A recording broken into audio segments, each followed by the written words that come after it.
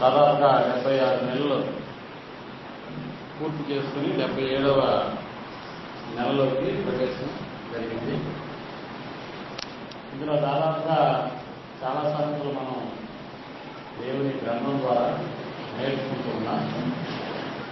ఈరోజు కూడా చక్కటి మాటలను ఆలోచిస్తూ గ్రంథము దేవునిదే అయినా ఎలా దానిని చదవాలి, ఎలా దానిని అర్థం చేసుకోవాలి అనేటటువంటి ప్రశ్నకు సమాధానంగా నేడు మనందరి దగ్గర ఉన్నటువంటి బైబిల్గానే ఉంది తప్ప అందులో ఉన్నటువంటి మాటలు మన హృదయంలోకి తెచ్చుకోవడానికి చెప్పబోయేటటువంటి సంగతులు చక్కగా మీకు ఉపయోగపడాలన్న దేవుని సహాయం కోరుతున్నాం.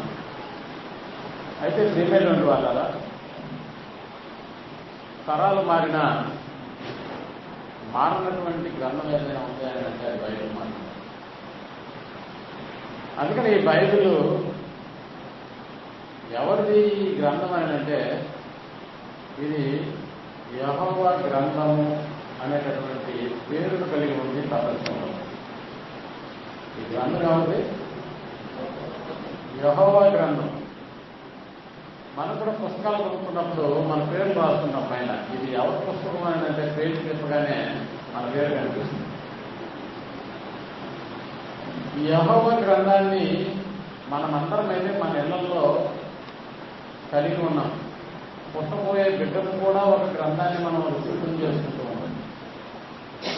అంటే క్రైస్తవుల ఇళ్లలో బైబిల్కు కొరత ఉండదు. ఎవరి దగ్గర బైబిల్ లేదు అని అంటే ఉచితంగానే చాలా బైబిల్ పంపిణీ చేసేటటువంటి కార్యక్రమం జరుగుతుంది.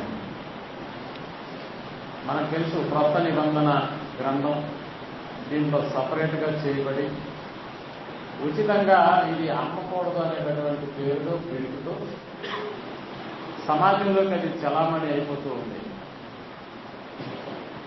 బైబిల్ సొసైటీ ఆఫ్ ఇండియా అనేటటువంటి ఒక సంస్థ దీన్ని ముద్రించి సమాజంలో అందరి గృహాలలోకి ఇది వెళ్ళిపోవాలి అనేటటువంటి ఆలోచనతో మీరు మా ఏరియాలో బైబిల్ను పంచాలని మా దగ్గర లేవని మీరు లెటర్ రాసినా మీరు 4-5 కేసులు బైబిల్లో వచ్చేస్తాయి. పంచడానికి వీలు లేకుండా చాలా సంఘాల్లో అలాగే అట్టపెట్లు అలాగే మురిగిపోతున్నాయి. అంటే బైబిల్ సొసైటీ ఆఫ్ ఇండియా వాళ్ళు చేసినటువంటి ప్రయత్నం ఏంటంటే ప్రతి ఇంటికి లేకపోతే ప్రతి మనిషికి బైబిల్ గ్రంథం వెళ్ళాలన్నది వాళ్ళ యొక్క ఆలోచన. కానీ దేవుని ఆలోచన ఏంటంటే సమాజాన్ని బైబిల్లోకి తీసుకురావాలన్నది దేవుని ఆలోచన. నా పాయింట్ అర్థమవుతుందా? మనిషి ఆలోచన సమాజంలోకి తీసుకెళ్ళడానికి, కానీ దేవుని ఆలోచన సమాజాన్ని బైబిల్లోకి తీసుకురావాలి. అది ఉద్దేశం. బైబిల్లోకి సమాజాన్ని తీసుకురావాలని అంటే సమాజంగా ఉన్నటువంటి మనం అసలు బైబిల్ అంటే ఏంటో అర్థం చేసుకోవాలి ఫస్ట్. దేవుని గ్రంథం, ఈ గ్రంథం మనకి ఎలా ఉపయోగపడుతుంది ఈ రోజుల్లో అంటే రాత్రి పడుకున్నప్పుడు పీడకలు వచ్చిందనుకోండి, వెంటనే బైబిల్ ఎక్కడ ఉందా అని వెతుక్కుంటాం ఉలిక్కిపడి. అంటే ఆ గ్రంథం తన దగ్గర ఉంటే బాగుంటుందన్న ఆలోచన. వీలైతే దుడ్డు కింద దోపేస్తాం పలకడలాగా. దేవుని ఆలోచన అలాంటిది కాదు. మన తలంపుల్లో ఈ యొక్క వాక్యాలు ఉండాలన్నది దేవుని ఆలోచన. మరి మన ఆలోచన తల దగ్గర ఉంటే చాలు అన్నది మన ఆలోచన. ఎంత తేడా ఉందో దేవుని ఆలోచనలకు మన ఆలోచనలకు.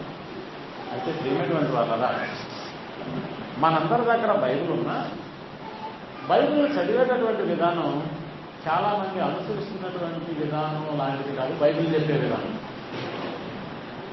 చాలామంది మనం కూడా బైబిల్ చదవడానికి నిర్ణయించుకుంటాం. ఎలాగంటే జనవరి 1 రాగానే ఆదికాండం 1వ అధ్యాయం 1వ వచనం నుంచి ప్రారంభిస్తాం. డిసెంబర్ 31కి దాన్ని ముగించడానికి ఏర్పాట్లు చేస్తాం. అంటే ప్రకటన గ్రంథం. అంటే 1 సంవత్సరం గడిచిపోయిందని అంటే మనం ఏం చేసేసి ఉండాలి ఆ సంవత్సరం అంటే బైబిల్ అంతా చదివేసి ఉండాలి అని. పోనీ అలా చదివితే ఇది ఏమైనా అర్థమవుతుందా అంటే అలా కూడా అర్థం కాదు.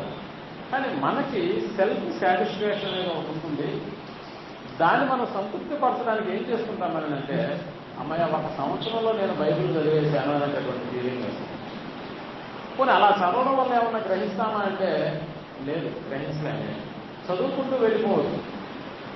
ఇలా సంవత్సరం తర్వాత సంవత్సరాలు వస్తున్నా నేను 16 సంవత్సరాలు చదివినాను, 15 సార్లు చదివినాను, లేక 20 సార్లు చదివినాను అనేటటువంటి సంఖ్య మిగిలిపోతుందే తప్ప ఇందులో ఉన్నటువంటి విషయం అనేది మాత్రం అర్థం కాదు. ఇప్పుడు అర్థం కాని చదువు వ్యర్థమే కదా. అర్థం కాకుండా నువ్వు బైబిల్ ఎన్నిసార్లు చదివినా దానివల్ల ప్రయోజనం ఏంటి? ఇది మనం ఆలోచించాలి. అయితే ఒక వ్యక్తి ప్రశ్నించాడు నన్ను, సార్ మీరు బైబిల్ చెప్తుంటారు కదా, మీరు ఎక్కడికి వెళ్ళినా బైబిల్ తీసుకెళ్తుంటారు కదా, మరి బైబిల్ అనేటటువంటి ఈ పదం బైబిల్లో ఉందా అని ప్రశ్నించాను. బైబిల్ అనేటటువంటి పదం బైబిల్లో ఉందా? చాలామంది మన మనోభావాలను దెబ్బతీయడానికి, చాలామంది బైబిల్ అనుసరిస్తున్నటువంటి మనలను బైబిల్ అనుసరించకుండా చేయడానికి కొన్ని తికమక పెట్టేటటువంటి ప్రశ్నలను మనల్ని అడుగుతుంటాం. అందుకని గ్రంథం ఏం చెప్తుంటే, మీలో ఉన్న నిరీక్షణను గూర్చి మిమ్మల్ని హేతువడుగు ప్రతి వాడికి సాత్వికముతోనూ భయంతోనూ సమాధానం చెప్పుటకు ఎల్లప్పుడూ సిద్ధంగా ఉండండి అని. మీరు ఆలోచించండి, బైబిల్ అనేటటువంటి పదం బైబిల్లో ఉందా? ఉందా అండి? ఫస్ట్ అక్కడి నుంచే మనం తీసుకురావాలి. మరి ఈ ప్రశ్న నన్ను అడిగినట్లే మిమ్మల్ని ఎవరైనా అడిగితే ఏం చెప్తారు? బైబిల్లో లేదు బైబిల్ అనేటటువంటి పదం అని చెప్పేస్తారా? ఒకవేళ అలా చెప్తే అతను ఏమంటాడో తెలుసా? బైబిల్ అనే పదం బైబిల్లో లేదు అని నువ్వే చెప్తున్నావు కాబట్టి ఇక బైబిల్ ఎందుకు నీకు అంటాడు. సరే, అంటే బైబిల్ని నమ్ముతున్నటువంటి మనలను ఆ నమ్మకంలో నుంచి తొలగించడానికి అనేకమైనటువంటి ఏర్పాట్లు సమాజంలో సిద్ధంగా ఉంటాయి. ఇది ఏర్పాటు చేసేటటువంటి పని. అందుకే దేవుడు చెప్పినట్లుగా మనం ఒక దాని కొరకు నిరీక్షిస్తున్నాం, నిరీక్షణ కలిగి బ్రతుకుతున్నాం. అలాంటి ఒక నిరీక్షణకు ఆధారమైనటువంటి ఈ గ్రంథంలో ఒకడు ఇది లేదు ఇది ఉంది అని చెప్తున్నాడు అని అంటే ఖచ్చితంగా వాడికి మనం సమాధానం చెప్పి తీరాల్సింది. అలా చెప్పాలి అని అంటే ముందు మనం అర్థం చేసుకో ఉండాలి, తెలుసుకొని ఉండాలి, నేర్చుకుని ఉండాలి. అంతే కదా. సో ఇప్పుడు బైబిల్ అనేటటువంటి పదం బైబిల్లో ఉందా అనేటటువంటి ఆ ప్రశ్నకు సమాధానంగా అసలు బైబిల్ అంటే ఏంటో మనకు అర్థం అవ్వాలి. బైబిల్ అనేటటువంటి ఆ పదం ఉందే 3 అక్షరాలు అనేటటువంటి పదం. ఇది బిబ్లాస్ అనేటటువంటి ఒక పదం నుంచి తర్జుమా చేయబడినటువంటి పదం. బిబ్లాస్ బిబ్లాస్ బిబ్లాస్ అనేటటువంటి ఒక మూల పదం అర్థం ఏంటంటే పుస్తకాల సముదాయము అని ఉంది. బిబ్లాస్ అంటే పుస్తకముల సముదాయం. పుస్తకముల సముదాయాన్ని బిబ్లాస్ అంటారు. బిబ్లాస్ అనే పదం నుంచి బైబిల్ అనేటటువంటి పదాన్ని తీసుకున్నారు. ఇప్పుడు బైబిల్ అంటే అర్థం ఏంటి? పుస్తకం, పుస్తకాల సముదాయం. ఇందులో ఎన్ని పుస్తకాలు ఉన్నాయి? 66 పుస్తకాలు. అంటే పుస్తకాల సముదాయాన్ని ఏమంటున్నాం మనం? బైబిల్ అంటున్నాం. అంతే కదా. అంటే బైబిల్ అనేటటువంటి పదం బైబిల్లో ఉందా? ఇప్పుడు ఉందా లేదా? ఉంది. ఎక్కడుంది? ప్రకటన గ్రంథం చివరి అధ్యాయంలోకి వెళ్ళిపోతే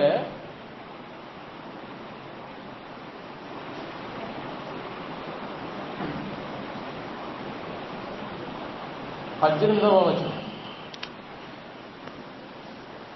గ్రంథం అన్నా పుస్తకం అన్నా ఒకటే. ఇక్కడ మనకి 18వ వచనంలో చివరి పేజీ, ఈ గ్రంథం అందున్న ప్రవచన వాక్యములను మీరు ప్రతి వారికి నేను సాక్షించినది ఏమనగా. పుస్తకముల సముదాయాన్ని గ్రంథం అని ఎలా అంటారో ఆ గ్రంథాన్ని బైబిల్ అనేటటువంటి పదాన్ని ఉపయోగించారు. అందువల్ల మనకి కనిపించేటటువంటి పై పేజీలో కూడా పరిశుద్ధ గ్రంథము అని ఉంటుంది. వీటన్నిటిని ఇంగ్లీష్లో కలిపి బైబిల్ అని అంటారు. బైబిల్ అనేటటువంటిది బిబ్లాస్ అనేటటువంటి పదం.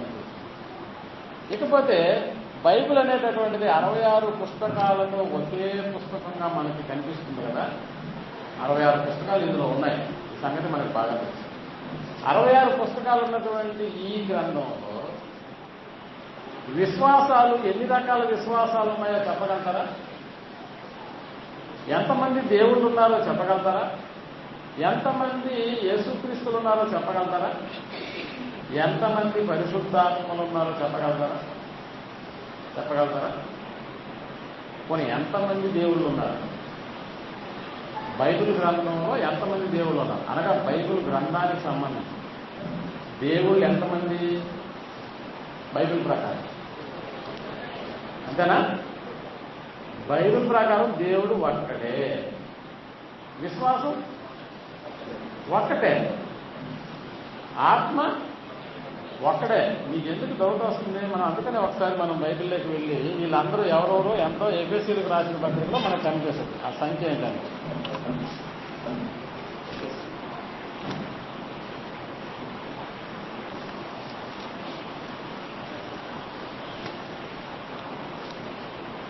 నాలుగో అధ్యాయం 5వ వచనం. 4వ వచనం. ప్రభు ఒక్కడే. 5వ వచనం. ప్రభు ఒక్కడే, విశ్వాసము ఒక్కటే, బాప్తిస్మము ఒక్కటే, అందరికీ తండ్రి అయిన దేవుడు ఒక్కడే. ఎంతమంది ఉన్నారండి దేవుళ్ళు? విశ్వాసం, ప్రభువు ఒక్కడే. కానీ క్రైస్తవులు ఒక్కటిగా ఉన్నారా? చాలా శాఖలుగా ఉన్నారా? ఒక్కటిగా ఉన్నారా క్రైస్తవులందరూ? ఒక్కడే దేవుడు కలిగినటువంటి క్రైస్తవులేమో దాదాపుగా 30,000 శాఖలుగా ఈరోజు ఏమైపోయినారు? ఒక్కడే ప్రభువుగా కలిగినటువంటి క్రైస్తవులు ఈనాడు ఎన్నో వేల శాఖలుగా విడిపోయినారు. ఒక్కటే విశ్వాసాన్ని కలిగి ఉన్నటువంటి క్రైస్తవులు ఈనాడు అనేక విభాగాలుగా విభజన చెందిపోయారు. కారణం ఏంటి? మీరు బాగా ఆలోచిస్తే హైందవ సోదరులకు ఉన్నటువంటి దేవుళ్ళ సంఖ్య ఎంతో తెలుసా? 3 కోట్ల దేవతలు అన్నారా? 3 కోట్ల మంది దేవుళ్ళు. మీరు బాగా ఆలోచన చేస్తే 3 కోట్ల మంది దేవుళ్ళు కలిగినటువంటి హైందవ సహోదరులు ఒక్కటిగా ఉంటున్నారు. మీరు ఉదాహరణకి ఏదైనా ఒక ఊరికి వెళ్ళారనుకోండి, ఒక్క రామాలయం ఉంటుందా? 4-5 రామాలయాలు ఉంటాయి. ఒక్క దేవాలయం ఉంటుందా? 4-5 దేవాలయాలు ఉంటాయి. శివాలయం. ఒక ఊరికి వెళ్ళాలి, ఒకటే ఉంటుందా? ఇప్పుడు మీరు వెళ్ళండి, ఒక ఊరికి వెళ్ళి చర్చిలు ఎన్ని ఉన్నాయో లెక్కండి.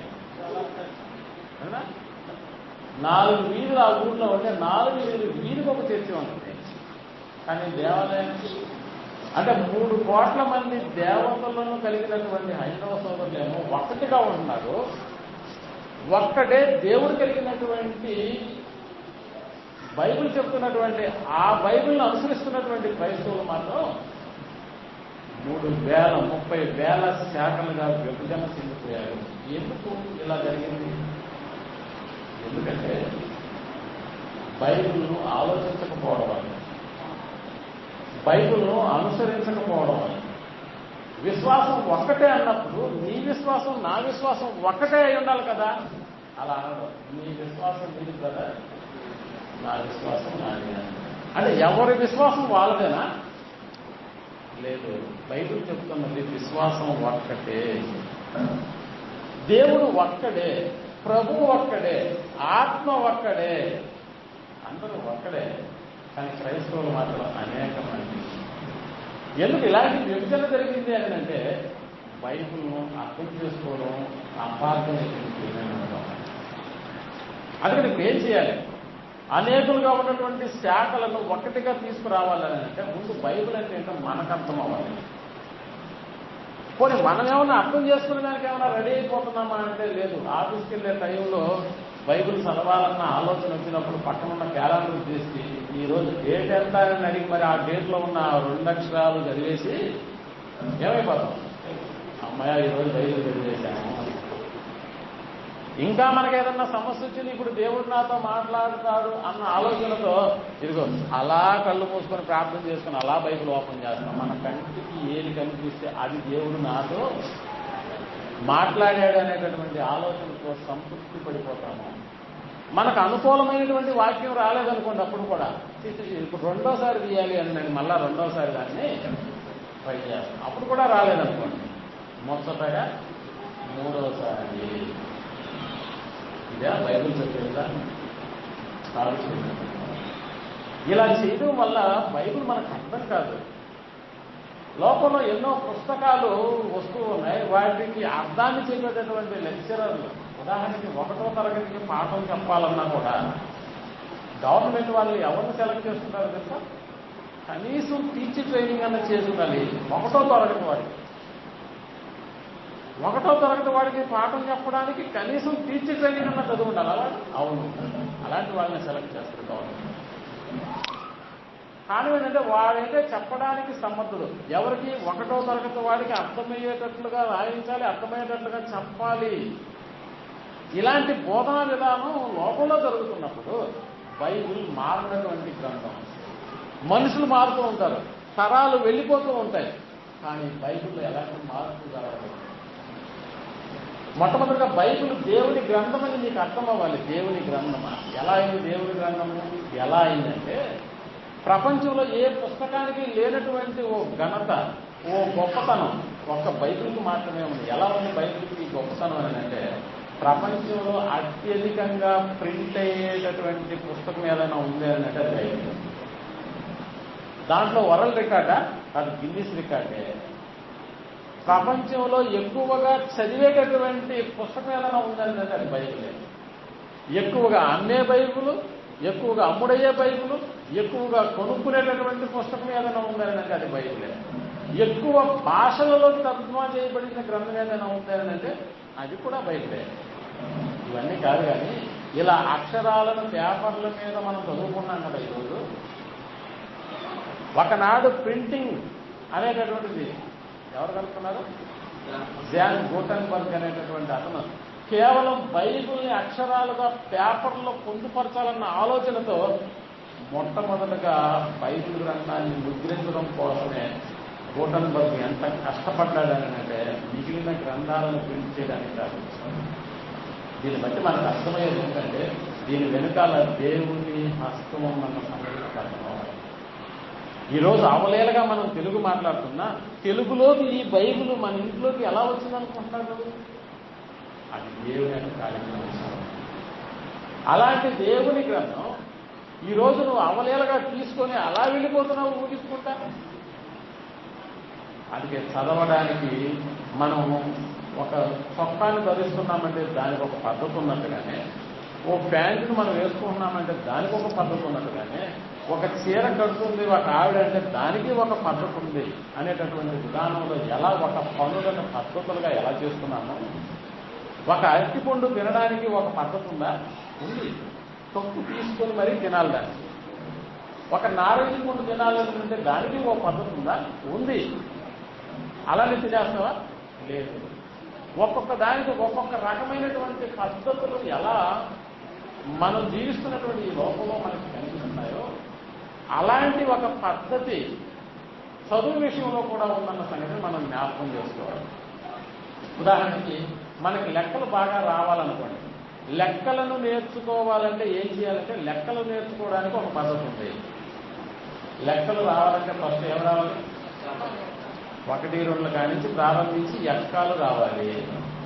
ఇప్పుడు ఇంగ్లీష్ రావాలంటే ఒక పద్ధతి ఉందా? ఇంగ్లీష్ నేర్చుకోవాలంటే ఓ పద్ధతి ఉంది. ఏంటా పద్ధతి? ఏబిసిడీలన్నీ నీకు వచ్చుండాలి.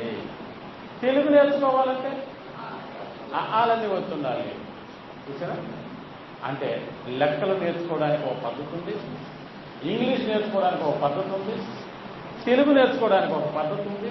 ఇలా పద్ధతుల ప్రకారం ఆయా గ్రంథాలను మనం ఎలా నేర్చుకుంటామో బైబిల్కు కూడా ఏ పద్ధతి లేకుండా అలా కళ్ళు మూసి అలా నేర్చేసుకుంటే నాకు అర్థమైపోతుంది, నేను నేర్చేసుకుంటాను అని అనుకుంటే సరిపోతుందా?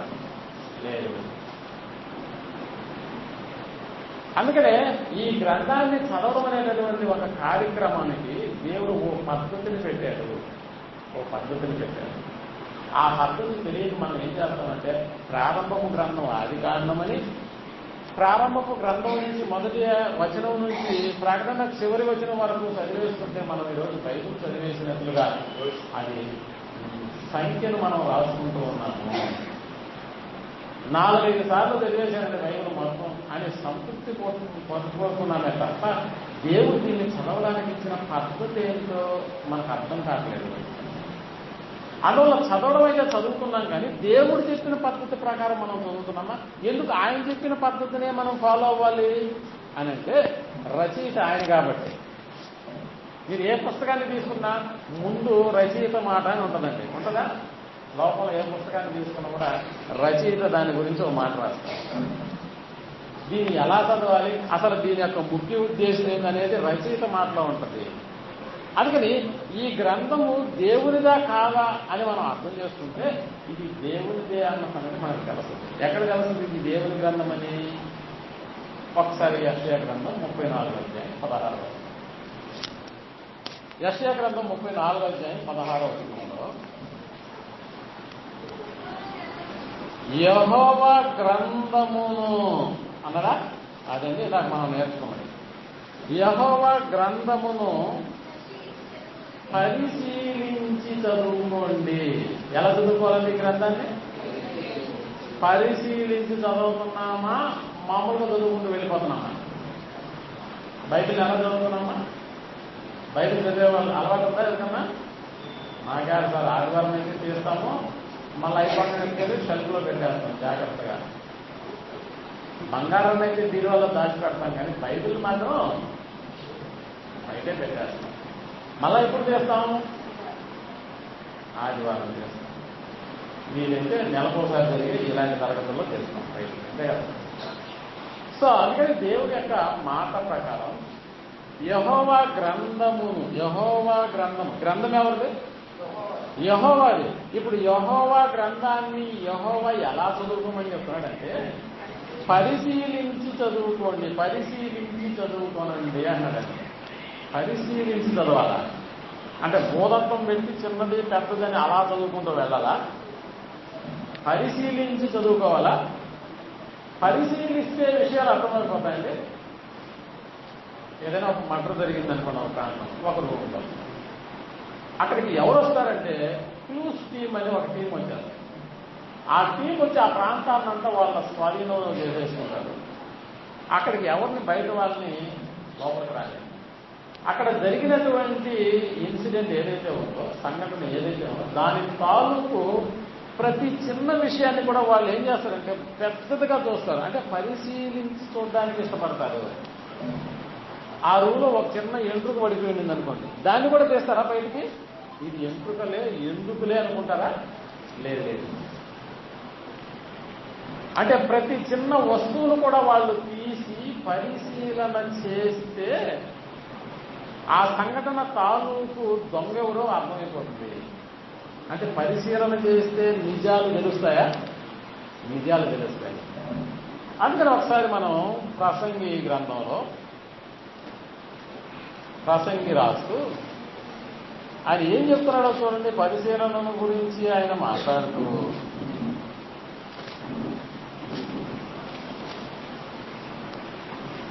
7వ అధ్యాయం 24వ వచనం. 7వ అధ్యాయం 24వ వచనం. సత్యమైనది దూరముగాను బహు లోతుగాను ఉన్నది. అది సత్యం ఎక్కడ ఉందంట? సత్యం అంటే ఏంటి? ఈ వాక్యమే సత్యం. యోహాను సువార్త 17:17లో మీకు ఈ సందర్భం ఉంటుంది. ఈ వాక్యమే సత్యము. ఇప్పుడు సత్యం ఎక్కడుందంట? దూరంగా ఉందంట, బహు లోతుగా ఉందంట. సత్యం అనేది అంటే లోతుగా ఉన్నదాన్ని, దూరంగా ఉన్నదాన్ని నువ్వు నేను చదివేశాను, నేను చూసేశాను అని అంటే సరిపోతుందా? అందుకనే దేవుడు చెప్తున్నాడు, దానిని పరిశీలన చేయగలవాడు ఎవడు? అంటే దేవుని గ్రంథాన్ని పరిశీలన చేయాలి, పరిశీలనతో దాన్ని చదవాలి. ఇప్పుడు అర్థమవుతుందా? లెక్కలకు ఒక పద్ధతి ఉన్నట్టే, ఇంకా మనం అనుకున్నాం అనేక భాషలు నేర్చుకోవడానికి ఒక పద్ధతి ఉన్నట్టే, బైబిల్ను చదవడానికి ఉన్న పద్ధతి ఏంటి? పరిశీలనాత్మకమైనటువంటి పద్ధతి. పరిశీలనాత్మకమైనటువంటి పద్ధతి. కానీ బైబిల్ని ఎవరన్నా పరిశీలనాత్మకమైనటువంటి పద్ధతిలో ఎవరన్నా చదివారా అని బైబిల్ని అడుగుతాం వెళ్ళి.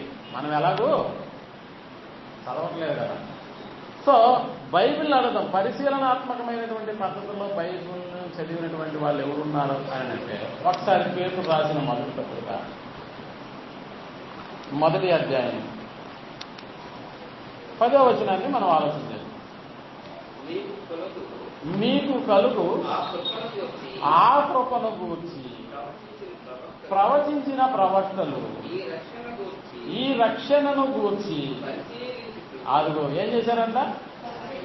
ఈ రక్షణను గూర్చి పరిశీలించుతూ తమ యందున్న క్రీస్తు ఆత్మ క్రీస్తు విషయమైన శ్రమలను గూర్చి వాటి తరువాత కలగబో మహిమలను గూర్చి ముందుగా సాక్ష్యమిచ్చినప్పుడు ఆ ఆత్మ అది మళ్ళా మరొక దాన్ని పరిగణలోకి తీసుకుంటున్నాడు.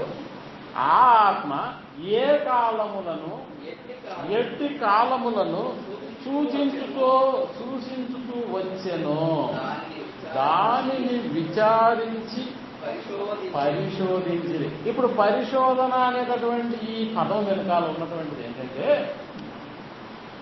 పరిశోధించడానికి నువ్వు పరిశోధన అంటే ఎలాగో నీకు అర్థమవడానికి దేవుడు రాయించాడు. మళ్ళా ఏం చేయాలంటే పరిశోధనాత్మకమైనటువంటి పద్ధతిలో బైబిల్ను చదవడం అంటే ఏంటంటే, ఇది ఏ కాలానికి సంబంధించింది. ఇప్పుడు నువ్వు ఒక సందర్భం చదువుతున్నావు అనుకో, ఆ సందర్భానికి సంబంధించి ఇది ఏ కాలము. నిర్గమాకాండం 1వ అధ్యాయం అనుకున్నాం అనుకోండి సపోజ్, ఇది ఏ కాలము. నువ్వున్నదేమో ఈ కాలము, కానీ అక్కడ రాయబడి ఉన్నటువంటి సందర్భమేమో మోషే కాలం. అర్థమవుతుందా? అంటే ఇప్పుడు బైబిల్లో కాలాలు ఉన్నాయా? ఉన్నాయి. అది చదివేటప్పుడు పరిగణలోకి తీసుకోవాల్సిన విషయం ఏంటంటే, ఒకటి పరిశోధనాత్మకమైనటువంటి పద్ధతి, అనగా ఏ కాలము ఎట్టి కాలములను అది సూచించుతూ వస్తుందో నీకు ఒక అవగాహన ఉండాలి. ఇది మోషే కాలమా?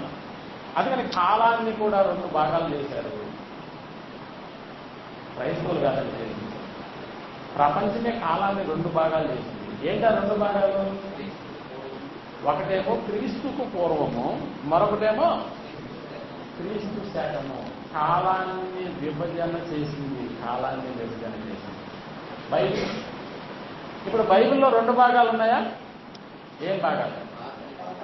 పాత నిబంధన, క్రొత్త నిబంధన. మీకు బాగా అర్థమైంది. కాలాలు ఎలాగైతే ప్రపంచం విభజన చేసి ఒకటి క్రీస్తు పూర్వం అని ఎలా చెప్పిందో, అలాగే మరొకటి క్రీస్తు శకమని ఎలా చెప్పిందో, బైబిల్లో కూడా 2 భాగాలు ఉన్నాయి. ఒకటి పాత నిబంధన, 2 క్రొత్త నిబంధన. మరి పాత నిబంధన ఎందుకు, క్రొత్త నిబంధన ఎందుకని అంటే, దేవుడి యొక్క ఉద్దేశాలు పాత నిబంధనలో ఎలా ఉన్నాయో తెలుసుకుంటే వాటి యొక్క ముగింపు దేవుడు క్రొత్త నిబంధనలో ఇస్తున్నట్లుగా మనకు తెలుస్తుంది. అందుకని 2 భాగాలను కలిపి బైబిల్ గ్రంథాన్ని ఏర్పాటు చేశాడు. ఇందులో ఉన్నటువంటి ప్రతి మాట, లేకపోతే లేఖనం, రాయబడినటువంటి ప్రతి అక్షరము ఎవరికి సంబంధించింది? ఈ అక్షరం అని అంటే ఇది దేవునికి సంబంధించింది. దేవుడే సమస్తమైనటువంటి విషయాలను, ప్రపంచంలో ఉన్నటువంటి ప్రతి సంగతిని గురించి ఇందులో చాలా వివరంగా రాయించాడు. అందులో రాసింది మనుషులే అయినా రాయించింది మాత్రం దేవుడే. ఎక్కడుంది సంగతి? అదే పేపర్ రాసిన 2వ పత్రిక 1వ అధ్యాయం 20-21 వచనాలను మనం చదివితే ఈ సంగతి మనకి చాలా స్పష్టంగా అర్థమవుతుంది. ఒకడు తన ఊహను బట్టి చెప్పుట వలన, అదిగో లేఖనములంటే ఈ గ్రంథములో, ఒకడు తన ఊహను బట్టి చెప్పడం వలన లేఖనములో ఏ ప్రవచనమును పుట్టదని మొట్టమొదట వాడు గ్రహించుకొనవలెను. ఏలయనగా ప్రవచనము ఎప్పుడును మనుషుని ఇచ్చను బట్టి, అంటే మనుషుని యొక్క కోరికను అనుసరించి ఇది రాయబడలేదు. మనుషుని ఇచ్చను బట్టి ఇది కలుగలేదు. కానీ మనుషులు పరిశుద్ధాత్మ వలన ప్రేరేపింపబడిన వారై దేవుని మూలముగా పలికారు. పలికారంటే రాశారు అని అర్థం. అంటే ఇది రాసింది మనుషులే, కానీ ఎవరి మనసులో ఉన్నది రాశారు? దేవుని మనసులో ఉన్నటువంటిది. అంటే దేవుడే ఇక ఫలానా విషయాన్ని రాయండి అన్నప్పుడు దాన్ని రాసుకుంటూ వెళ్ళిపోయారు. చాలా మంది అడిగినారు, దేవుడి గ్రంథం అంటున్నారు, దేవుడే ఇది రాశారని అంటారు. అంటే దేవుడు ఏ రచయిత అయినా కూడా ఒక పుస్తకాన్ని రాస్తే లాస్ట్లో ఏం పెడతాడా? అతను సంతకం పెడతాడా? సంతకం ఉంటుందా లేదా? మరి మీ బైబిల్ గ్రంథంలో దేవుడు రాశారంటున్నారు కదా, దేవుని గ్రంథం అని అంటున్నారు కదా, ఇప్పుడు సంతకం ఎక్కడా అని అన్నారు. అంతేనా? సంతకం ఉండాలండి. సంతకం ఉండాలా? ఉండాలి ఖచ్చితంగా. కానీ ఇక్కడ సమస్య ఏంటంటే రాసింది దేవుడు కాదు, రాయించింది. ఉదాహరణకి బ్రదర్ గారు నాకు ఒక లెఫ్ట్ వాయిస్ పెట్టండి అన్నాడు అనుకోండి, ఆయన లెఫ్ట్ చెప్తూ ఉంటాడు, నేను రాస్తూ ఉంటాను. అర్థమవుతుందా? ఇప్పుడు రాసిన నేను సంతకం పెడతానా? ఒకవేళ పెట్టేసి వెళ్తుందా? మత్తయి రాసిన సువార్త అన్నాం అనుకోండి, మత్తయి సంతకం పెడితే సరిపడదా? ఎందుకంటే అతను సంతకం పెట్టే చెల్లదు. ఎందుకంటే అతను రాసిన వాడు మాత్రమే, రాయించింది ఎవడు? దేవుడు. అందుకని బైబిల్ అంతా రాయించింది దేవుడైనా రాసింది వ్యక్తులే. ఆ రాసినటువంటి వ్యక్తులు సంతకాలు పెట్టడానికి వీలు లేదు. మరి సంతకం కావాలని అంటావా? మరి సంతకం కావాలంటే నీకు ఒక పద్ధతి ఉంది. ఏంటా పద్ధతి? నువ్వు సంతకాన్ని చూడాలంటే దేవుడు దృష్టిగా అదృష్టిగా? దేవుడు కంటికి కనిపించేవాడా? కంటికి కనిపించినటువంటి వాడు. కనిపించినటువంటి దేవుడే కనిపించట్లేదు కాబట్టి దేవుడు సంతకం కావాలని చూసుకో. దేవుడు సంతకం పెట్టారు. దేవుడు కనిపించడు కానీ దేవుడు సంతకం కూడా ఇందులో నీకు కనపడదు. మరి పరిశీలనాత్మకమైనటువంటి పద్ధతిలో దీన్ని చదువుతున్నప్పుడు ఆ పద్ధతిలో మనం నేర్చుకున్నది ఏంటంటే కాలాన్ని బట్టి, ఏ కాలానికి సంబంధించింది, ఎవరితో చెప్తున్నారనేటటువంటి మాటలను కూడా మనం పరిగణలోకి తీసుకోవాలి. ఇంకా ఏం పరిగణలోకి తీసుకోవాలని ఒకసారి కొరింథీయులకు రాసినటువంటి మొదటి పత్రిక, కొరింథీయులకు రాసిన మొదటి పత్రిక 2వ అధ్యాయం 12వ వచనాన్ని మనం ఆలోచించగలిగితే, మొదటి కొరింథీయులకు రాసిన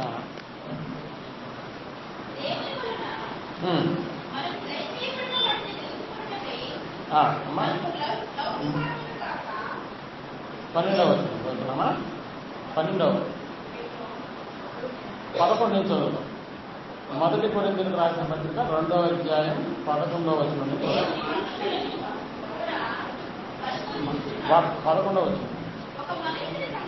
ఒక మనుష్యుని సంగతులు అతనిలోనున్న మనుష్య ఆత్మకే గాని మనుషులలో మరి ఎవరికి తెలియదు. మనకు తెలుసండి, మీలో ఉన్న ఆలోచన ఏదో నాకు తెలుసా, నాలో ఉన్న ఆలోచన మీకు తెలియదు. ఇది ఎలాగో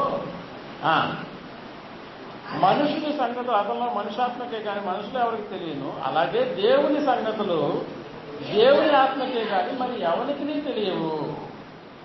దేవుని వలన మనకు దయచేయబడిన వాటిని తెలుసుకొనుటకై, ఏమైనా అర్థమవుతుందా? దేవుని వలన మనకు దయచేయబడిన వాటిని తెలుసుకొనుటకై మనము లౌకిక ఆత్మను కాక దేవుని యొద్ద నుండి వచ్చు ఆత్మను పొంది ఉన్నాము. అంటే మనకు అర్థమవ్వాలంటే మనలో ఎవరుండాలా? పరిశుద్ధాత్మ. మనుష్య జ్ఞానము నేర్పు మాటలతో కాక ఆత్మ సంబంధమైన సంగతులతోనే సరిపోల్చాలి. Rule number 3. ఆత్మ సంబంధమైన సంగతులతో ఏం చేయాలంటే చదివేటప్పుడు సరిచూసుకోవాలి. అంటే దేవుని యొక్క వాక్యంలో ఏదైనా నీకు అర్థం కాకపోతే దాని యొక్క అర్థాన్ని తెలియజేసేటటువంటి విధానం బైబిల్లోనే ఉంటుంది. అందువల్ల దేవుడు మరొక పద్ధతిని కూడా ప్రవేశపెట్టాడు. ఒకసారి యెషయా గ్రంథం 28వ అధ్యాయం 13వ వచనాన్ని మనం ఆలోచించగలిగితే 5వ లైన్లో మనకి ఈ సంగతి మనకు కనిపిస్తుంది. ఆజ్ఞ వెంబడి ఆజ్ఞ, ఆజ్ఞ వెంబడి ఆజ్ఞ, సూత్రము వెంబడి సూత్రము, సూత్రము వెంబడి సూత్రము, కొంత ఇచ్చట కొంత అచ్చట యెహోవా వాక్యము మీకు వచ్చును. ఎట్లా వస్తుందంటే దేవుని వాక్యం కొంత ఇచ్చట కొంత అచ్చట. అందుకని ఆత్మ సంబంధమైన సంగతి ఇది బైబిల్ కదండి. బైబిల్లో ఉన్నటువంటి ఆత్మ సంబంధమైన సంగతిని ఆత్మ సంబంధమైన సంగతితోనే సరిపోల్చాలి. అంటే దేవుడు ఒక విషయాన్ని నువ్వు తెలియజేయాలనుకున్నప్పుడు, లేక ఒక విషయాన్ని గురించి నువ్వు ఆలోచన చేయాలనుకున్నప్పుడు దీనికి సంబంధించినటువంటి విషయాన్ని ఇదే బైబిల్లో మరొక దగ్గర రాసి ఉంటాడు అన్న సంగతి నీకు పరిశీలనాత్మకమైన పద్ధతి అంటే అది. సో ఇంకా మనం ఆలోచించగలిగితే పరిశుద్ధాత్మ ప్రేరణతో దీన్ని రాయించాడు. ఏ కాలానికి సంబంధించిందో దీన్ని మనం పరిగణలోకి తీసుకోవాలి. నపుంసకుడు కూడా ఒకనాడు యెషయా గ్రంథాన్ని తీసుకుని రథం మీద వెళ్తున్నప్పుడు కూడా ఫిలిప్పు ఆ రథం దగ్గరికి వెళ్ళినప్పుడు నీవు చదువుతున్నది నీవు గ్రహించుకున్నావా అని అడిగినప్పుడు ఎవడైనా నాకు ప్రవక్త ఉంటే నాకు ఎలాగో తెలుస్తుంది అని. ప్రవక్త ఎవరిని గురించి ఈ మాటలు మాట్లాడుతున్నాడు? తన్ను గురించా లేక వేరొకని గురించా అని ప్రశ్నిస్తున్నాడు అక్కడ నపుంసకుడు. అంటే చదువుతున్నటువంటి మాటలు మనం ఏదైతే వాక్యాలు చదువుతున్నామో ఇది ఎవరిని గురించి ఎవరు రాశారు, ఈ సంగతిని కూడా మనం పరిగణలోకి తీసుకోవాలి. అయితే ప్రేమటువంటి వాళ్ళగా ఈ యొక్క వాక్యాన్ని మనం వరుసగా చదువుకుంటూ వెళ్ళిపోయామనుకోండి, ఇది అర్థమైనటువంటి పజిల్ కాదు గ్రంథం. నువ్వు పరిశీలనాత్మకంగా దీన్ని చదివేటటువంటి ఒక విధానాన్ని దేవుడే ఇందులో రాయించాడు. అందుకనే పరిశీలనాత్మకమైనటువంటి పద్ధతిలో దీన్ని చదువుతూ ఇది ఏ కాలానికి సంబంధించిన సంఘటన, ఎవరితో చెప్పారు, ఏమని చెప్పారు, ఇలా మనం పరిశీలనాత్మకమైనటువంటి పద్ధతిలో మనం వెళ్ళి ఒక్కొక్క విషయాన్ని మనం ఆలోచించినప్పుడు బైబిల్కు మించినటువంటి గ్రంథం ప్రపంచంలో మరి ఎక్కడా మీకు దొరకదు. అందుకని మొదటి శతాబ్దంలోనే దొరికినటువంటి ఆ పాత నిబంధన పుస్తకాలు ఏవైతే ఉన్నాయో వాటిని దశలోకంలో ఉన్నటువంటి సంఘ సభ్యులు దాన్ని చదువుతూ ఏమని చెప్తున్నటువంటి వాళ్ళ గురించి అపోస్తల కార్యం 17వ అధ్యాయం 10వ వచనాన్ని మనం ఆలోచించగలిగితే పౌలు వాళ్ళను గురించి ఎంతటి చక్కటి పదజాలను అక్కడ వాడాడో మనకు అర్థమవుతుంది. అపోస్తల కార్యం 17వ అధ్యాయం 10వ వచనాన్ని మనం ఆలోచన చేస్తున్నాం.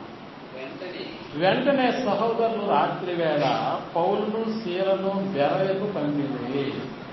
పౌలు సీరల గురించి నేను మీకు ప్రత్యేకంగా చెప్పవలసిన అవసరం లేదు. పౌలు సీరలు బెరయ అనేటటువంటి ఒక పట్టణానికి వెళ్ళారంట. వారు బెరయకు వచ్చి యూదుల సమాజ మందిరంలో ప్రవేశించి పౌరుకు ఉన్నటువంటి అలవాటు ఏంటంటే ఎక్కడ ఏ ఊరికి వెళ్ళినా కూడా ఎక్కడ చర్చి బిల్డింగ్లు ఉన్నాయని ఎదుర్కొంటూ వెళ్ళిపోతారు. ఎందుకు జనాలందరూ దొరికేది అక్కడే. ఈ రోజుల్లో అంటే ఎవరిళ్లలో ఢిల్లీలు ఉన్నాయి కాబట్టి వెళ్ళిపోతున్నారు. కానీ ఒకనాడు సమాజ మందిరాలలోనే మనుషులకు కాలక్షేపం జరిగేది. అందుకని తన వాడుకు చొప్పున పౌలు గారు యూదుల సమాజ మందిరంలోకి వెళ్ళిపోయాడు. వీరు అక్కడ ఉన్నటువంటి సమాజ మందిరం ఎలా ఉందంటే వీరు దశలోనికలో ఉన్నవారి కంటే గనులై ఉన్నారంట. అక్కడికి వెళ్ళి పౌలు పరిశీలనగా వాళ్ళని గమనించినప్పుడు అబ్బా నిన్నంతా దశలోనికలో ఉన్నాం మేము ఆ పట్టణంలో, అక్కడ కూడా యూదుల సమాజ మందిరం ఉంది, అక్కడ కూడా క్రైస్తవులు ఉన్నారు, కానీ అక్కడి వారి కంటే ఇక్కడున్నటువంటి వాళ్ళు చాలా గనులు అని అన్నాడు. అదేనా? వీరు దశలోనికలో ఉన్నవారి కంటే గనులై ఉంది కనుక ఆసక్తితో వాక్యమును అంగీకరించి పౌలును శీలను చెప్పిన సంగతులు అలాగ ఉన్నవో లేవో ఎవరు చెప్తే స్వయాన పౌలు చెప్పినటువంటి వాక్యాన్ని కూడా బెరయలో ఉన్నటువంటి సంఘస్థులు ఏం చేశారంట? పౌలైతే ఎవడైతే మాకెందుకు, పౌలు చెప్పిన సంగతులు అలా ఉన్నవో లేవో అని ఎక్కడ పరిశీలించారో అలా ఉన్నవో లేదో అని పౌలు చెప్పిన సంగతులు అలా ఉన్నవో లేవో అని ప్రతిదినము లేఖనములను పరిశోధించుతూ వచ్చారు. చూసారా? దేవుని యొక్క వాక్యాన్ని చదివే పద్ధతి పరిశీలనాత్మకమైనటువంటి పద్ధతి. బెరయలో ఉన్నటువంటి సంఘస్థులు చేసింది కూడా అదేనా? అదే చేశారు. సో ఇప్పుడు మనం నేర్చుకున్నటువంటి ఈ సూత్రాలు ఏవైతే ఉన్నాయో, ఏ సూత్రాలు? పరిశీలనాత్మకమైనటువంటి పద్ధతిని, ఏ కాలానికి సంబంధించిందో, ఎవరితో మాట్లాడారో, ఆత్మ సంబంధమైనటువంటి సంగతులను ఆత్మ సంబంధమైన సంగతులతోనే సరిపోల్చేటటువంటి ఒక విధానం, దేవుని యొక్క వాక్యము కొంత ఇచ్చట కొంత అచ్చట, దేవుని వాక్యము మీకు వస్తుందనేటటువంటి ఏ పదజాలాలను ఏదైతే ఉన్నాయో వీటన్నిటినీ పరిగణలోకి తీసుకొని ఇప్పుడు బైబిల్ చదవాలి. సాధ్యమవుతుందా? ఇన్ని మైండ్లో ఉంటాయండి ఒక గ్రంథాన్ని చదివేటప్పుడు, లేకపోతే ఒక వచనాన్ని చదివేటప్పుడు ఇన్ని జ్ఞాపకం పెట్టుకుంటామా మనం? బైబిల్ చదివే పద్ధతి అలాంటిది. ఆ చదివే పద్ధతి అర్థం కాకపోవడం వల్ల చాలా మంది బైబిల్ తీసుకోగానే ఏమొచ్చేస్తుంది, వాళ్ళకి నిద్ర వచ్చేస్తుంది. నిద్ర మాత్రలు కూడా అవసరం లేదు. అలా వాక్యాన్ని వినడానికి లేక చదవడానికి నువ్వు ముందు పెట్టుకో, ఆటోమేటిక్గా ఆవులింపులు వచ్చాయి. అన్నం తినేటప్పుడు వస్తాయా? అన్నం తినేటప్పుడు మాటికి నోరు తెరస్తాం. అన్నం తినేటప్పుడు తూగేవాడిని ఎప్పుడన్నా మీరు చూసారా? లేదు. కానీ బైబిల్ చదివేటప్పుడు మాత్రం తూగేవాళ్ళు. దేవుని వాక్యం వినేటప్పుడు మాత్రం మనకి నిద్ర వచ్చేస్తుంది. కారణం ఏంటి? ఆసక్తి లేకపోవడం, చదివే విధానం లేకపోవడం, తెలియకపోవడం. ఇప్పుడు మీకు కొన్ని సంగతులు చెప్తాను, చాలా జాగ్రత్తగా మీరు వాటిని రాసుకోండి. వచ్చే నెల అంటే ఇది ఇంకా జరుగుతుంది కాబట్టి, మనకి ప్రతి నెల జరిగేటటువంటి కార్యక్రమం కాబట్టి నేను చెప్పినటువంటి పద్ధతులను ఉపయోగించి వాటికి జవాబులు కనుక్కోవాలి.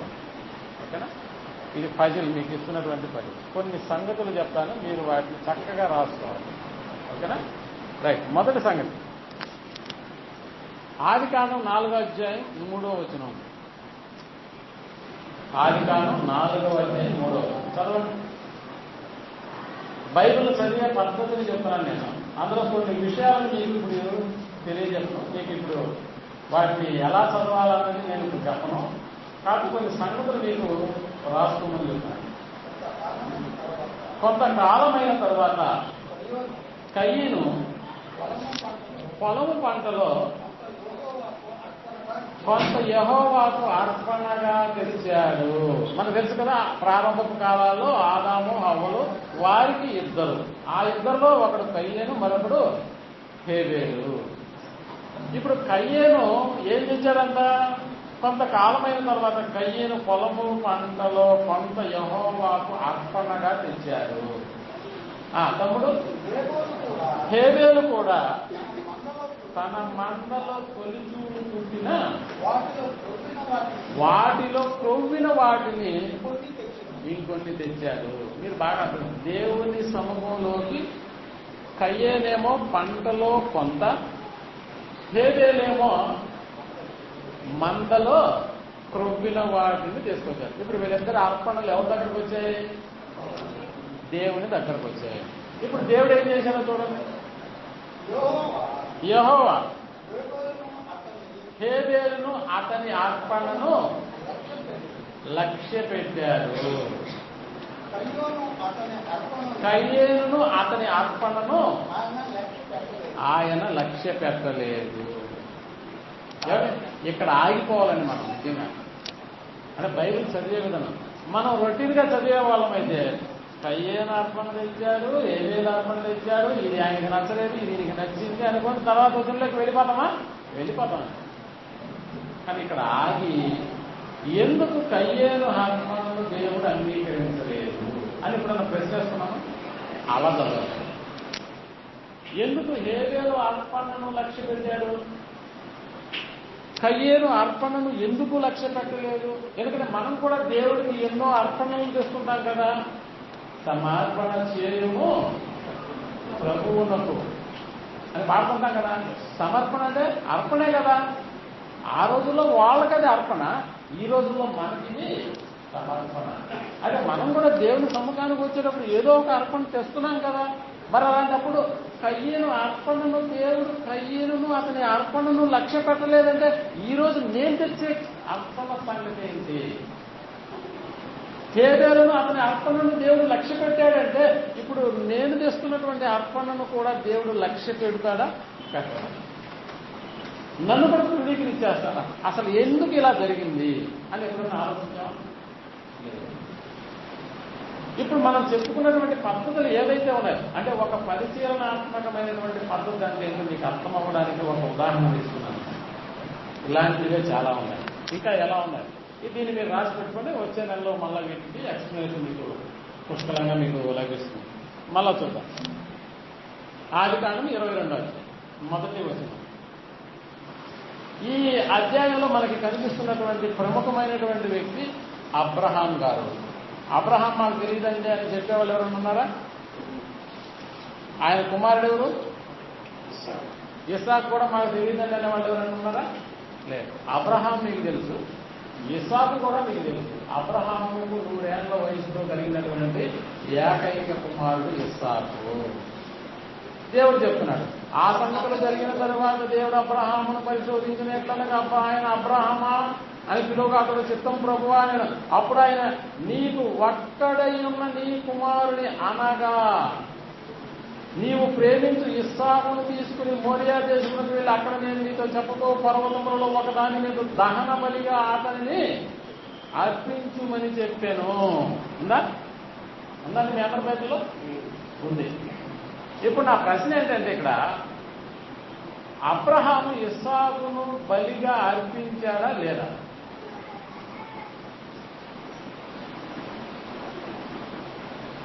ఎవరు చెప్పండి.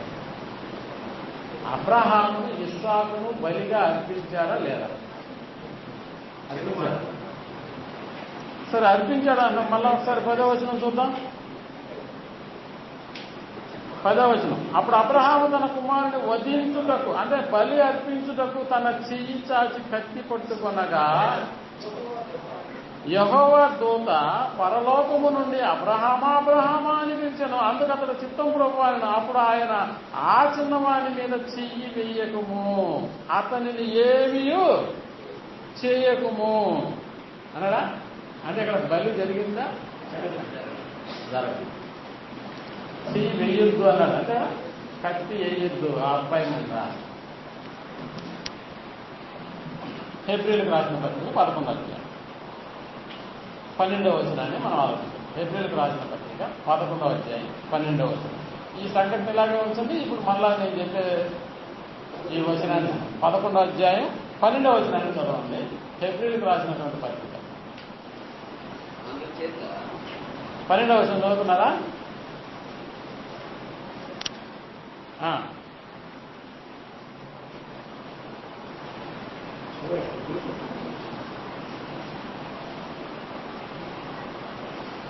సారీ, 17వ వచనం. 12 కాదు, 17వ వచనం. హెబ్రీయులకు రాసిన పత్రిక 11వ అధ్యాయం 17వ వచనం చదువుతున్నాం. అబ్రహాము శోధింపబడి విశ్వాసమును బట్టి ఇస్సాకును బలిగా అర్పించెను. ఏముందండి ఇక్కడ? కొన్ని వాటి దగ్గరే చెప్పాడు కదా అని మీకు ఏమైనా డౌట్ వస్తే యాకోబు రాసిన పత్రిక 1వ అధ్యాయం 13వ వచనం కూడా చదువుతాం. యాకోబు రాసిన పత్రిక 1వ అధ్యాయం 13. దేవుడు కీడు విషయాన్ని శోధింపబడనేరడు. ఆయన ఎవరిని శోధింపడు కనుక ఎవరిని శోధించి నేను దేవుని చేత శోధింప అనుకున్నాడు కదా. సో ఇక్కడ మనకి హెబ్రీయులకు రాసినటువంటి పత్రికలో అబ్రహామును దేవుడు ఏం చేశాడంట? శోధించాడు. శోధించి ఏం చేయమన్నాడంట? బలిగా తన కుమారుణ్ణి అర్పించమన్నాడు. అది ఆదికాండంలో. అదే ఆదికాండంలో 10వ వచనంలో అతని మీద చెయ్యి బాకు కత్తి వెనక్కి తీసేసి అతనిని ఏమీ చెయ్యొద్దు అని చెప్పేశాడు. కానీ హెబ్రీ గ్రంథానికి వచ్చేసేటప్పటికి ఇక్కడేం రాయిస్తున్నాడు? మళ్ళా అదే సందర్భాన్ని గురించి ఇక్కడ మళ్ళా దేవుడు ఏం రాయించాడు? మళ్ళా 17వ. నేను చెప్తున్నది 2 బైబిల్లో ఉన్నటువంటి సంగతులే. చదవండి మళ్ళా 17వ వచనం. అబ్రహాం శోధింపబడి విశ్వాసమును బట్టి ఇస్సాకును బలిగా అర్పించాను. ఇప్పుడు ఎంతకి ఇస్సాకును బలి అర్పించాడా అర్పించలేదా? రెండు దగ్గరలో రెండు విభిన్నమైనటువంటి జవాబులు మనకి కనిపిస్తున్నాయి. ఆన్సర్ అర్పించాడా అర్పించలేదా? అమ్మ అర్పించాడా అర్పించలేదా? సరైన అర్థం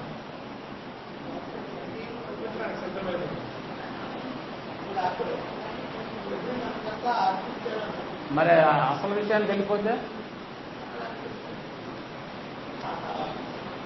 మీకు అర్థమవుతుందా? బైబిల్ మీద చదివే విధానం చెప్తున్నాను మీకు. ఒక దగ్గరేమో జరిగిపోయినట్టు ఉంటుంది, ఒక దగ్గరేమో జరగదు. ఇప్పుడు మీరు ఆలోచించండి, ఈ రెండింటిని మీరు పక్క పక్కన పెట్టుకుంటే ఇప్పుడు బైబిల్ మీద ఆసక్తి కలగదా కలగదా? అంతే కదండి. అసలు ఎందుకు ఇలా జరిగింది? అక్కడేమో పోనీ అలాగని ఏమన్నా హెబ్రీ గ్రంథకర్త రాసింది తప్ప లేఖనము ప్రవచనము ఎప్పుడూ మనిషిని ఇచ్చను బట్టి కలగలేదు.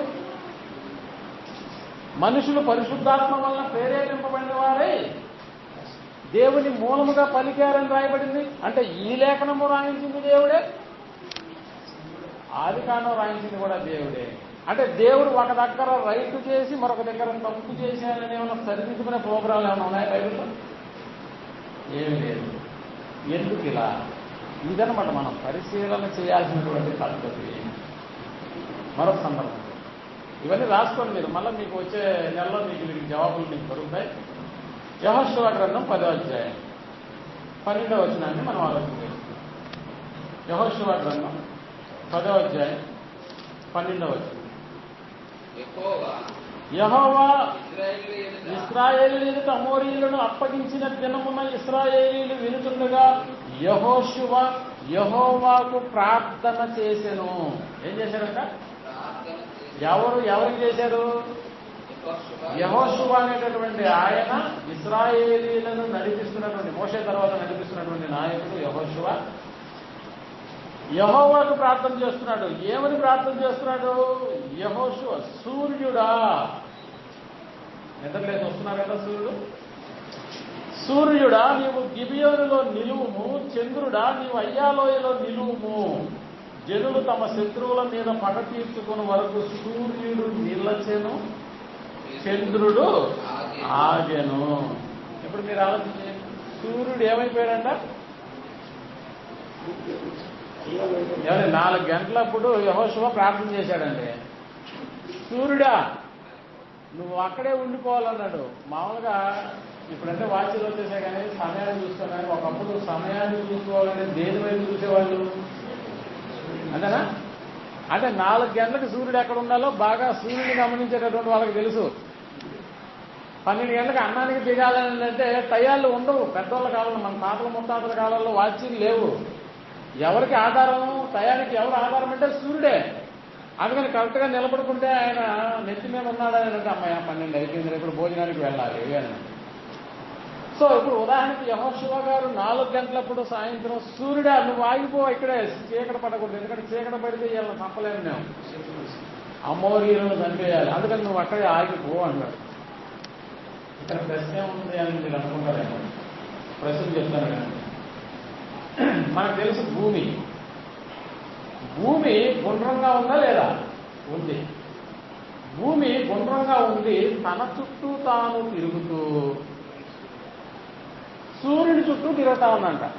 మీకు తెలుసు కదా ఈ సందర్భం, సైన్స్ తెలిసినటువంటి వాళ్ళకి లేదా కొద్దిగా చదువుకున్నటువంటి వాళ్ళకి. అనగా భూమి తన చుట్టూ తాను ఎలా తిరుగుతూ దేని చుట్టూ తిరుగుతుంది? సూర్యుని చుట్టూ తిరుగుతున్నాడు. ఇప్పుడు యెహోషువ గారు ఎక్కడున్నారు? భూమి మీద ఉన్నారు. భూమి తన చుట్టూ తాను తిరుగుకుంటూ సూర్యుని చుట్టూ తిరుగుతా ఉంటే భూమి మీద ఉన్నటువంటి యెహోషువ తిరుగుతున్న భూమిని ఆగిపోమని చెప్పి ప్రార్థన చేయాలనా, తిరగకుండా ఉండే సూర్యుని ఆగిపోమని చెప్పి ప్రార్థన చేయాలి?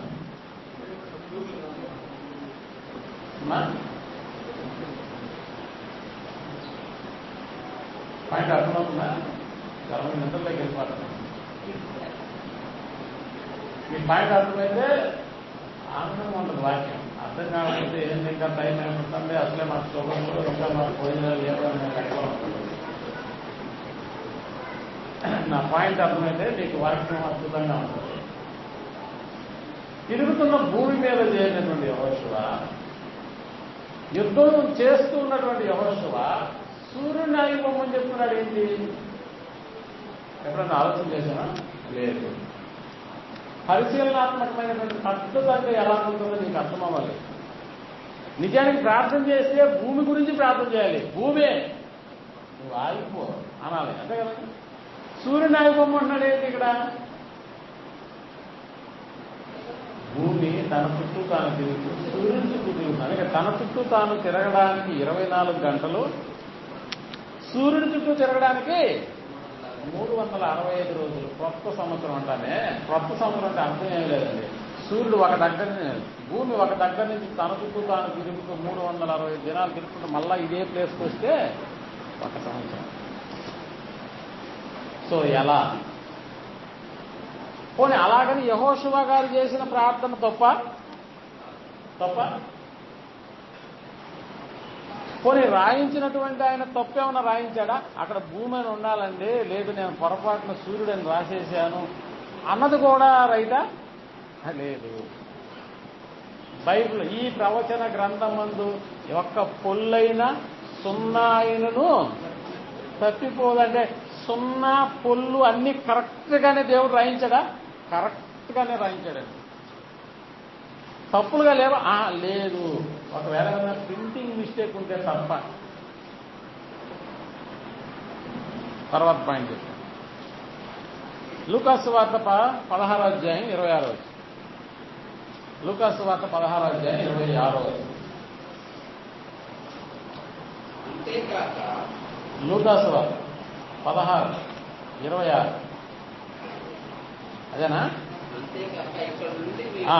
దాటుకొని వారు అంతేకాక ఈ సందర్భం మీకు తెలుసు. ధనవంతుడు, లాజరు, అబ్రహాం ఇలా ముగ్గురు ఉన్నారు. ధనవంతుడు ఒక ప్లేస్లో ఉన్నాడు, అబ్రహాం అండ్ లాజరు ఒక ప్లేస్లో, వీళ్ళిద్దరు తిరొక ప్లేస్లో ఉన్నారు. ఇదే అనుకోండి. ఇది ఇప్పుడు మీ యొద్దకు దాటుకొని వారు అబ్రహాం చెప్తున్నాడు. ధనవంతుడు ఏమన్నాడంటే, ఇదిగో ఆ దరిద్రుడైన లాజర్ని ఇటు పంపించి నా నాలుకను చల్లార్చు అన్నాడండి. అన్నాడా? అందుకు అబ్రహాం ఏం చెప్తున్నాడు? అందుకు అబ్రహాం కాదు. అంతేకాక ఇక్కడ నుండి మీ యొద్దకు ఇక్కడ నుండి మీ యొద్దకు దాటగోరు వారు దాటిపోచాలు దాటిపోచాలకుండునట్లు అక్కడి అక్కడి వారు వారు మళ్ళా మా దగ్గరకు రాకుండా ఉండునట్లు మధ్యలో ఏముందంట? మహా అగాధం ఉంచబడి ఉన్నది అని. అంటే ఈ ప్లేస్ ఎక్కడ వీళ్ళు డిస్కషన్ చేసుకుంటున్న ప్లేస్ ఎక్కడ? భూమి మీద కాదు. వీళ్ళు ఎక్కడ డిస్కషన్ జరుగుతుంది ఈ సందర్భంలో? ఎక్కడ అంటే మరణించి వెళ్ళిపోయిన తర్వాత పాతాళ లోకంలో. అందుకని పాతాళ లోకం 2 భాగాలుగా ఉందంట. ఒకటేమో నెమ్మది కలిగిన ప్రదేశం అంట, మరొకటేమో నెమ్మది లేని ప్రదేశం అంట. ఇప్పుడు నెమ్మది లేని ప్రదేశంలో నుంచి నెమ్మది కలిగిన ప్రదేశంలోకి చనిపోయినటువంటి వారు దాటజాలకుండునట్లు అన్నాడు కదా. అంటే ఇక్కడి వారు అక్కడికి, అక్కడ వారు ఇక్కడికి దాటజాలకుండునట్లుగా కొన్ని ఏర్పాట్లు చేసేస్తున్నాడయ్యా. అందువల్ల ఇక్కడ వాడు అక్కడికి రాలేడు, అక్కడ వాడు ఇక్కడికి రాలేడు. మీరు బాగా చనిపోయినటువంటి వాడు వెళ్ళినటువంటి పరదేశం లేకపోతే పాతాళం అనేటటువంటి ఈ 2 భాగాలలోకి వెళ్ళిన మనిషి అక్కడి నుంచి ఒక ప్రదేశం నుంచి మరొక ప్రదేశానికి దాటజాలకుండినట్లు మహాగాధం ఉంచబడినటువంటి స్థితి అక్కడిదైతే, అక్కడికి మరణించినటువంటి వాడు వెళ్ళిన ప్రతి ఒక్కడికి అక్కడికే కదా వెళ్తున్నాడు. అక్కడికి వెళ్ళిన మనిషి అవన్నీ దాటుకొని మళ్ళా భూలోకంలోకి ఎలా వస్తున్నాడు? నేను మరణించిన వాళ్ళు బ్రతికొచ్చినట్లుగా దాఖలాలు ఏమైనా ఉన్నాయా బైబిల్లో? ఉన్నాయా లేవా? ఒకసారి చూద్దాం. అలాంటిది ఏదైనా ఉందా? మత్తయి రాసిన సువార్త 27వ అధ్యాయం 52. సమయం లేదు, నేనే టకటకా చదివేస్తాను. 27:52. 52లో ఏముందంటే సమాధులు తెరవబడెను. అంటే మరణించిన వాళ్ళని ఏడ పెట్టేస్తున్నాం మనం? సమాధుల్లో పెట్టేస్తున్నాం. ఇప్పుడు యేసుక్రీస్తు చనిపోయిన తర్వాత సమాధులు తెరవబడెను, నిద్రించిన అనేక మంది పరిశుద్ధుల శరీరములు లేచెను. చచ్చిపోయిన వాళ్ళు ఏం చేశారంట? లేచారు. నిద్రించిన వారు సమాధులలో నుండి బయటకు వచ్చి ఆయన లేచిన తర్వాత పరిశుద్ధ పట్టణంలో ప్రవేశించి అనేకులకు అగుపడ్డారు. వీళ్ళెవరు? ఎక్కడి నుంచి వచ్చారు వీళ్ళు? ఏమైపున్నారు అంతకుముందు?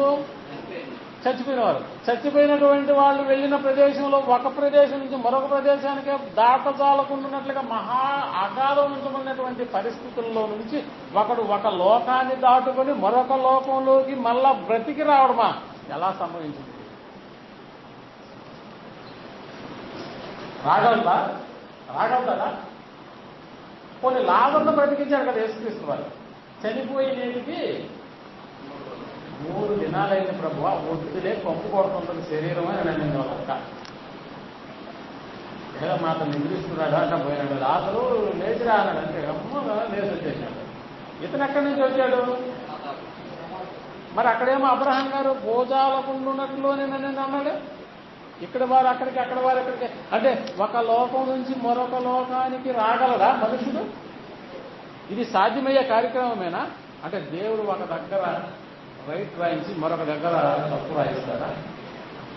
ఇది ఆలోచనాత్మకం, పరిశీలనాత్మకమైనటువంటి పద్ధతి ప్రేమైనటువంటి వాడు. మరొక సందర్భం అదే యోహాను సువార్త 8వ అధ్యాయం 56వ వచనం. యోహాను సువార్త 8వ అధ్యాయం 56వ వచనం. మీ తండ్రి అయిన అబ్రహాము బాగా ఆలోచన చేయండి. ఎవరితో చెప్తున్నాడు ఈ మాటలు? 31వ వచనం. కాబట్టి యేసు తనను నమ్మిన యూదులు వచ్చేసినారు యేసుక్రీస్తు దగ్గరికి. భూమి మీద ఆయన పరిచర్య చేస్తున్నటువంటి కాలంలో యేసు దగ్గరకు వచ్చేసినారు. యూదులతో చెప్తున్నటువంటి మాట. యూదులు ఏమంటారంటే అబ్రహాం ఎవరో తెలుసా? మా తండ్రి, మా పితరుడు అబ్రహాము అని చెప్పుకున్నారు. అలాంటి యూదులతో, తనను నమ్మిన యూదులతో చెప్తున్నటువంటి మాట, మీ తండ్రి అయిన అబ్రహాము నా దినము చూతునని మిగుల ఆనందించెను, అది చూసి సంతోషించెను. యేసుక్రీస్తుల వారు అబ్రహాం గురించి చెప్తున్నాడు. మీరు బాగా ఆలోచించారు. యేసుక్రీస్తుల వారు ఈ సందర్భం చెబుతున్నప్పుడు యేసు ప్రభుల వారికి వయసు ఎంత, సంవత్సరం ఎంత చెప్పాలా?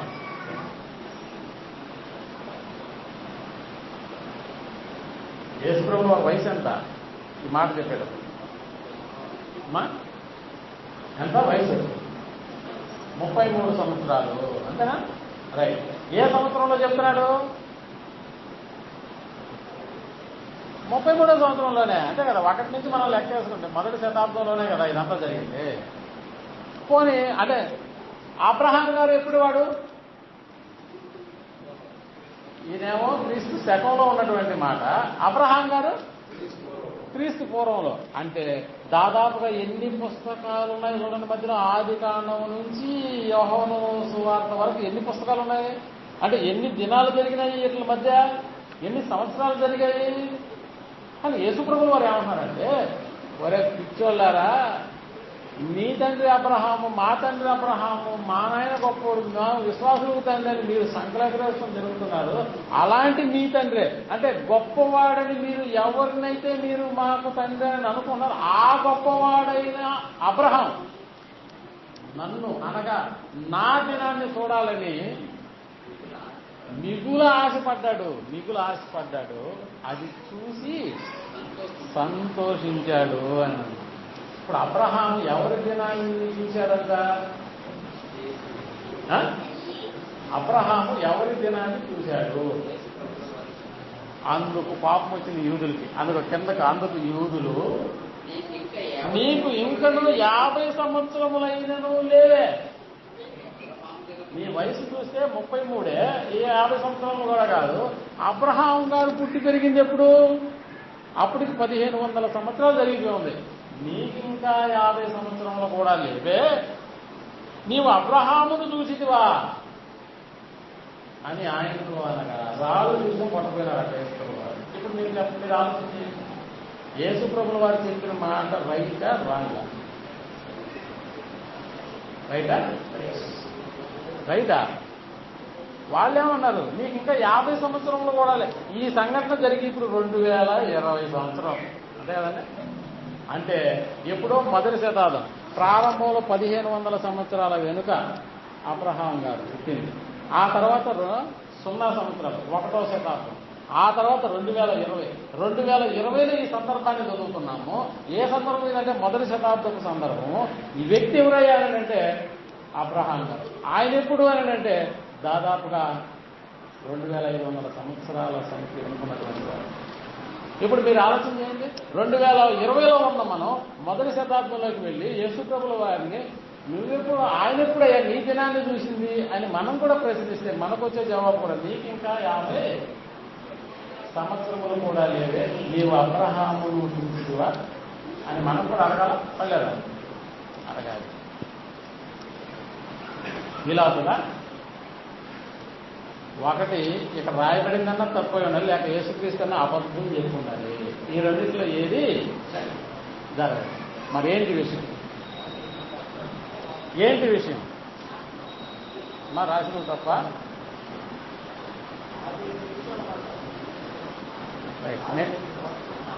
అది ఎందుకు వాక్యం ఉందా? దినం అన్నాడు ఇక్కడ. దినం నా దినము అన్నాడు. అంటే దినం అంటే భూలోకానికి దినాలు ఉన్నాయి. భూలోకానికి దినాలు ఉన్నాయి. నా దినము చూడవలెనని మిగులు ఆనందించును, చూసి సంతోషించును. అబ్రహాం గారు యేసుక్రీస్తు దినాన్ని ఎప్పుడు చూశారు? తర్వాత లాస్ట్ మత్తయి రాసిన సువార్త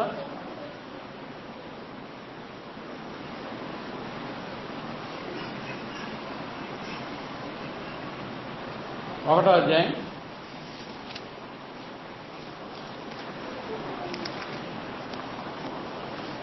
16వ. యాకోబు మరియు భర్త అయిన యేసు. బాగా చదవాలా. మరియు కాదు అది, మరియా. యాకోబు మరియ భర్త అయిన యోసేపును కనెను.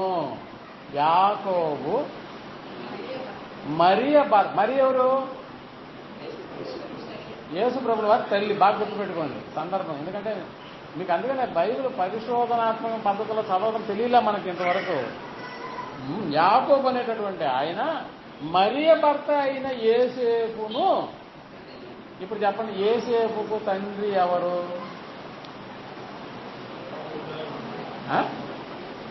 యోసేపు నాన్నూరు చెప్పండి. నేను చెప్పేసాను కదా, జవాబు చెప్పేశాను కదా మీకు. యాకోబు అంతేనా కాదా? వెనకాల బాగా చెప్తున్నారు, వెనకాల ఉన్నా కూడా బాగా అంటున్నారు. యోసేపు తండ్రి యాకోబు అంతేనా కాదా? రైట్. ఇప్పుడు మళ్ళా లూకాసు వార్తలోకి వెళ్ళి 3వ అధ్యాయం 23వ వచనంకి వెళ్దాం. లూకాసు వార్త 3వ అధ్యాయం 23వ వచనం. ఇక్కడ చదవండి. లూకాసు వార్త 3వ అధ్యాయం 23వ వచనాన్ని మనం చదువుతున్నాం.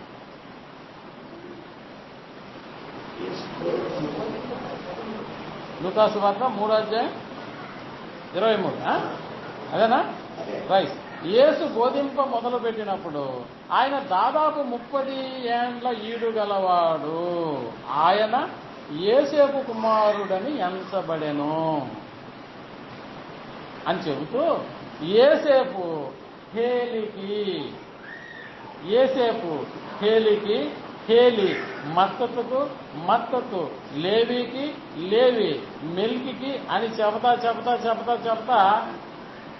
లాస్ట్కి వచ్చేటప్పుడు ఎవరి పేరు చెప్తున్నాడు? ఆదాముకు కుమారుడు. ఆదాము ఎవరంటే దేవునికి కుమారుడు అన్నాడు. ఇక్కడ లూకా రాసిన సువార్తలో యోసేపు తండ్రి కూడా చెప్పాలి.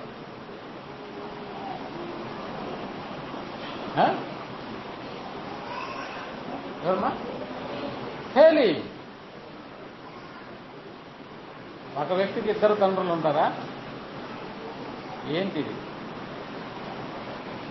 సో వచ్చే నెలలో అవకాశం ఉంటే మనం మాట్లాడుకుందాం. ప్రార్థన చేసుకున్నాం. దయగలిగిన మాట్లాడదండి. అద్భుతమైన మీ జ్ఞాన సంపద, అమూల్యమైనటువంటి విషయాలు మీరు రాయించినటువంటి కథ ఎంత అపూర్వమైనది. చదివే కొద్ది మాకు ఎలాగైతే అమూల్యమైనటువంటి మీ మాటలు మాకు అర్థమవుతుంది. ఎక్కడ మేము అపార్థం చేసుకుంటున్నా అర్థం చేసుకోవడానికి వీలుగా ఇలాంటి ఒక వేదికను మీరు ఏర్పాటు చేశారు. ప్రతి నెల బిల్లు రాకుండా కరోనా టైంలో కాకుండా మిగిలినటువంటి ప్రతి నెలలో మీ పిల్లలు ఎంతో ఆసక్తితో మీ యొక్క మాటలు వినడానికి సిద్ధపడిపోయి ముందు వస్తుంది. నన్ను ఆలోచన చేసేటటువంటి మాటలు మీ పిల్లలు మీ గ్రంథం మీద ఆసక్తి కలిగేటట్లు చేస్తుంది. వింటున్నటువంటి ప్రతి బిడ్డ యొక్క హృదయాల యొక్క మాటలు నింపుకొని మీ గ్రంథాన్ని ఎలా చదివితే అర్థమవుతుందో, ఎలాంటి ఆలోచనతో ఆ గ్రంథాన్ని మేము అనుసరించాలనేటటువంటి విధానంతో దాన్ని చక్కగా అర్థం చేసుకునేటటువంటి పరిస్థితుల్లో మేము ఉండులాగా సహాయం చేయండి. చెప్పబడుతున్నటువంటి సంగతులు ఒకనాడు మొదటి శతాబ్దంలో బెరయ సంఘస్థులు పౌలు శీలలు చెప్పిన సంగతులు అలా ఉన్నా లేవా అని పరిశీలనాత్మకమైనటువంటి పద్ధతిలో ఎలా చదివారో, ప్రతి దినము లేఖనాలను వాళ్ళు ఎలా పరిశీలన చేశారో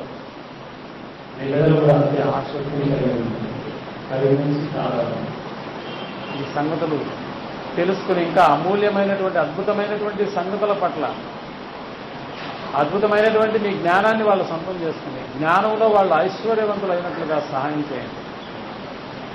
విశ్వాసులైనటువంటి ఈ మందను కాపాడుతున్నాను మా సోదరుడు రాజన్నను బట్టి ప్రత్యేకంగా సంస్థలో జ్ఞాపకం చేస్తాం. కుటుంబాన్ని జీవించాల్సి ఆయుష్ను ఆరోగ్యాన్ని అనుగ్రహించాలి. ఇంకా అనేకమైనటువంటి అద్భుతమైనటువంటి మీ విషయాలను తెలియజెప్పడానికి అనుకూలమైనటువంటి పరిస్థితులను సంఘానికి మీ మరి కుటుంబానికి మీరు దయచేయగలరు. చేరవచ్చిన ప్రతి బిడ్డను బట్టి మరొకసారి మీ సమయంలో జ్ఞాపకం చేసుకుంటారు. ఈ ప్రార్థనను మా రక్షకుడును మీ ప్రియ కుమారుడైనటువంటి యేసుక్రీస్తు నామములో అడిగి పెట్టుకుంటున్నాము. అందరికీ వందనాలు.